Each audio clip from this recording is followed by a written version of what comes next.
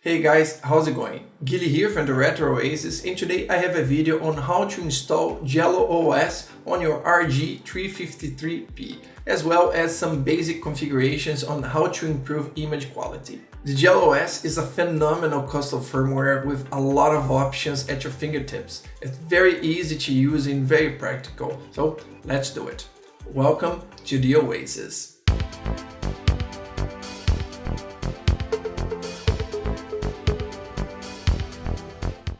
And just before we start, if you're thinking about getting one of these devices, the link is in the description. Buying with this link, you don't pay anything extra and you help the channel to keep bringing content to you. Also, if you enjoyed the video, if it's useful to you in any way, don't forget to leave a like before you go and consider subscribing and hit that bell to get notifications for future videos. Okay, the installation needs to be done on this card here, TF1. I recommend you do it on a new card of better quality, like a SanDisk or a Samsung. These generic SD cards are very prone to fail, and I think eventually you end up losing your data. So the first thing you're gonna need is the JELOS image to write to your SD card. I left the link of their GitHub page on the description for you. On the page, you just need to roll down and find the RG353P version. The one we need is this one, JELOS RG353P img.gz. Just click on it. Just choose a place to save. I'll leave on my downloads folder. Now just go to the image you just downloaded, right click on it and extract. In my case, I'm using the WinRAR. With the SD card connected to the PC, you're gonna need an app to write the image to the SD card. It can be the Balena Etcher that I'm using here, but you can also use Rufus or the Win32 disk imager. You just need to click in Flash from File, choose the file we just extracted. Now we choose where we're gonna write it. I'm using a 32 GB card from SanDisk. Select, and then Flash. Now you just need to wait for the process to finish. It can take a while depending on your computer. When it's done, you close the app. You can go down here and eject your card. Now we get the card and insert on TF1. But before, we'll remove the games card. Insert the card and turn it on. Now you just wait and it's gonna install the JELOS for you. And there you go. We have JELOS installed perfectly for you. Now we press start, go to quit and shut down system. Then confirm. Now we can insert the games card back into TF2. Then we turn it on one more time. And we still have all the same games we had before. All your games are gonna be here. Just a reminder, the games card is also a generic card. It's also prone to fail. So if you can, I'd exchange for a better quality. If you decide to use a new card, you just need to insert it, turn it on, and the JELOS will configure all the folders of all the systems automatically for you. Of course, since it's a new card, you won't have your games here yet, but I'm gonna show you how to put games on it. With the card back on the PC, you have all the folders of all the systems you can play, and you just need to copy all your games. For example, SNES to SNES, GBA to GBA, and so on. And one step that's very important for you to do is the backup of your BIOS inside your memory card. You just need to get the original memory card, the one that came in the console, and copy the BIOS folder to a folder inside your PC. In my case, I created a folder on my desktop. Then you need to copy all the content of this folder to the BIOS folder inside your new memory card. And this step is very important so that all the emulators and systems can run without any issues. When you're done, just eject the card and put back into the console. And if you have any doubts about different extensions and emulators, I'll leave the link of this GitHub page in the description. It will give you all the info you need about extensions, folders, and paths. Back to the device, as you can see here, we have now all the systems and all the games. But we don't have the covers and the art for the games. And we're gonna take care of that in a minute. Let's have a look at a few settings first. Press start, go to system settings, and here you can adjust the brightness as you like. Go back one screen with the B button, go to Network Settings, and over here you can enable Wi-Fi. Down here you choose your network, and in Wi-Fi key you put your password. After you're done, just go down here and hit back. Wi-Fi enable. And when you go back to the main menu, you're gonna see the Wi-Fi signal over here connected. To download the covers for the games, what we call scraping, you're gonna need to go to this website, screenscraper.fr. And you're gonna need to register for an account. But it's free and it's really quick. Just click in register, just type your info and send. Back to the device, you press start and go down to scraper. The database is the correct one, Screen Scraper.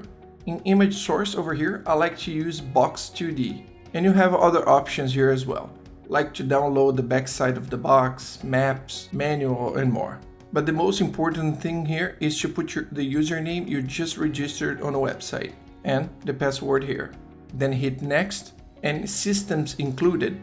You choose the systems that you want to do the scraping. Since this is a new card, I don't have any covers, I'm gonna scrape everything. Then you just need to click start. And you see the message up here. It will start scraping everything automatically for you.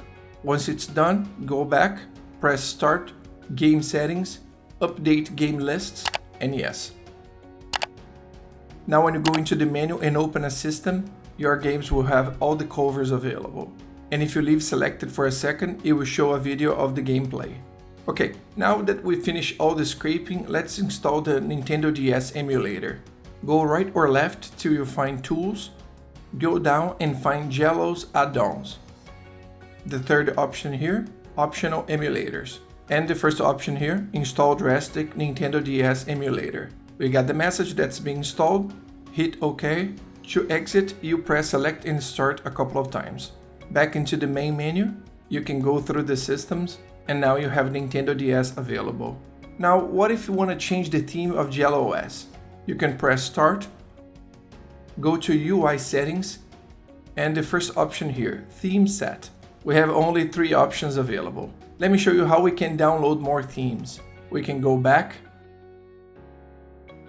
Once again, we go to Tools, and the last option here we have Theme Master. It will do a gallery update, and here we have a few options. But what we need here is the Browse Gallery. It's gonna ask you the resolution of the themes you're gonna use, hit OK, and the resolution that we need is this one, 640 by 480. Then we hit Browse Gallery one more time. The first option verified on 640 by 480. And here we have several options of different themes you can download and test on the device. Let's try this Flux over here. Press A to go back and it starts the install. There you go, we can go back to the main menu, we press start, we go to UI settings, theme set, and now we have the Kodi Flux installed. Just select it, go back to the main menu, and we can see that the theme changed. The cool thing about Theme Master is that you can choose one that you like and customize the device your way. Okay, before you start playing, I like to do some basic configurations in a few systems. If you press start and go to game settings, all settings you change in this menu will affect every single emulator. This is interesting for something like rewind or autosave, autoload, or even latency reduction.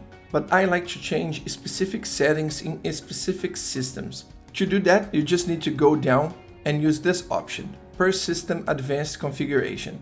And here you choose the emulator you want to do this specific configuration. Let's do SNES for example. And what you change here is going to affect only the Super Nintendo emulator. But let me show you what I'm talking about. The way JELOS is configured, the pixels are not 100% perfect. And we can see that clearly on Mega Man X2, on his energy bar. We can see here it's not evenly spaced. You can see some black bars between the yellow ones. That actually drives me crazy, I hate playing like that. Let me show you what we can do. On the main menu, we go to Start, go to Game Settings, Per System Advanced Configuration, Super Nintendo. Then we turn on this option here, Bilinear Filtering. When we go back to the game, we can see this option leaves the energy bar evenly spaced. But this option also leaves the image a little blurred. the pixels are still not very nice. We go back to the same place we activated by linear filtering, and in filter set, we choose this one, normal for x.filter. And when we go back into the game, we can see all the pixels looking very nice and not blurred anymore. They're all nice and squared. Of course, you can change those two settings at once. You don't need to go back and forth. I just did that to show you the difference on the image. Now, if you really want perfect pixels, you need to turn on this option over here, integer scaling, pixel perfect. And now you have perfect pixels just like in the original console. But of course, you're gonna lose a little bit of screen real estate on both sides, on the top and on the bottom. But you will have perfect pixels. I'm very picky about my perfect pixels, and I can say you will be fine with those two options I showed before. You'll have a very enjoyable experience without losing any screen real estate. The original Game Boy comes configured this way, black and white, and I like to do this. On shader set, I use this option here, Handheld LCD 3X GLS LP. And down here in colorization, I use GB DMG. And these settings will give you this image here, greenish, just like the original Game Boy. You'll even be able to see the little dots like in the original screen. Very cool.